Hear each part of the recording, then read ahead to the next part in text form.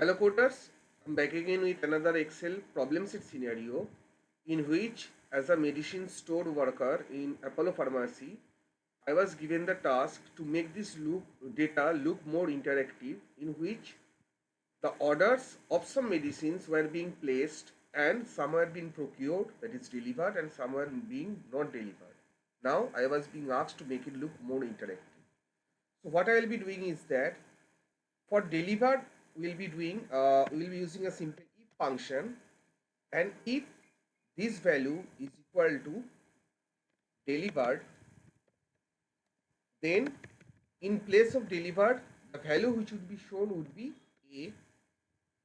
While if it is not that scenario, so let me so if it is not the scenario, then the status will be r, and let me close the braces. So just let me explain one more time. If the status of that medicine is delivered, then A would be shown, while if the status of that particular medicine is not delivered, then R will be shown.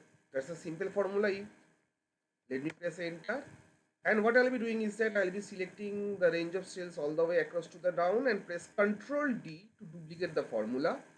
Now what I'll be doing is that I'll be going to the home tab, and wherever the font was being written Calibri, let me zoom out the screen.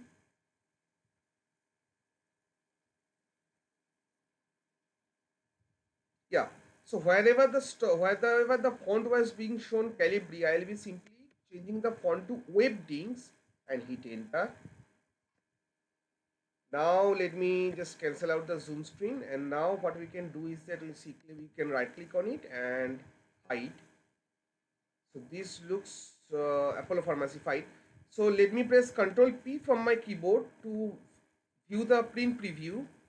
So as you can see that this is more interactive than the last one. See, paracetamol tick mark means that it is in stock, whereas Finax, that medicine was not in stock, but that is I was being unable, the manufacturer was unable to provide this particular medicine.